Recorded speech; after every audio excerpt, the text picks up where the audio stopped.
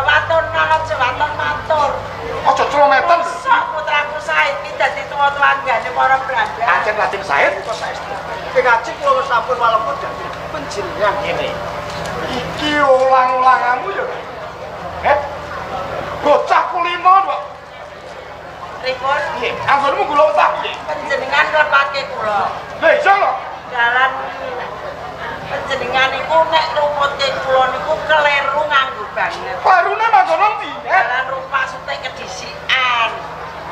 Lho kula wae nek mon matur. Nek putra kakung niku sing gula menah kuwi bapake ramane.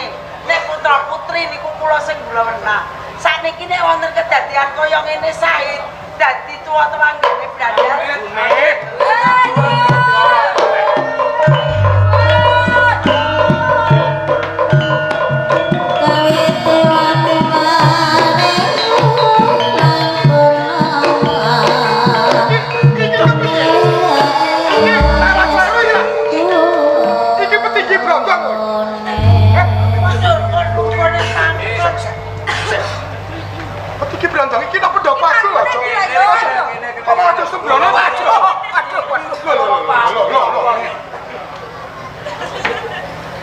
Iki brandang tuwun tambahi pangestu kan. lah kowe kok munggah nang pendopo agung malah nggawa wong meteng-meteng.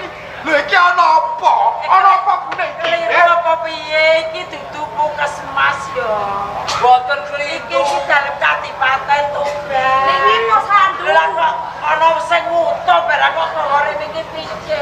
Menika panjen kula sengaja munggah wonten ing pendopo Kabupaten Tuban. Ya. Pendopo. Nggih, pendopo Kabupaten Tuban. Kula niki ngaten buta.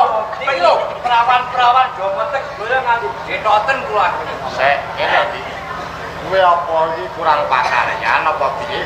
Lah kok munggah ya munggah kowe dhewe lah kok wong-wong mbok usuhi kabeh karep ana apa, Pakaryan teng desa kata niku kanjenge Ah. pun kathah. Ah. Yo nandur para tetanen, para wiga menika boten kirang-kirang.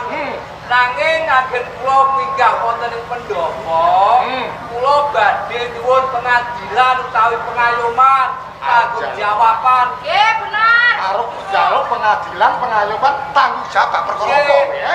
Perkawis iki lho bocah wedok-wedok do mencet. Nene ayo sawiji wae sing madhep kene ning arepku kene sapa? Siji, ana sing makili siji sing makili Maju maju kalah yo. lho kok ana sing picek bareng kok munggah iki. Aku kok malah tambah gedhe dadi Wis matur karo kanjenge.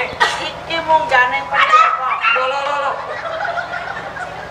Malah wis arep marani lho ning kene. Niku bakdo ketenggor lho. Tenggor apa, Mang?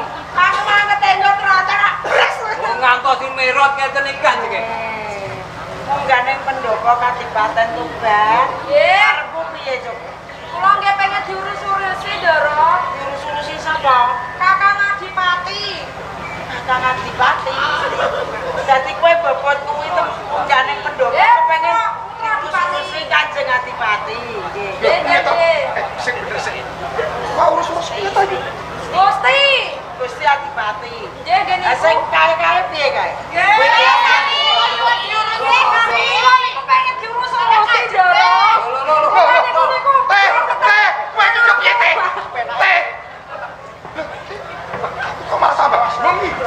Aku iki loro ideal sing kepenak ya.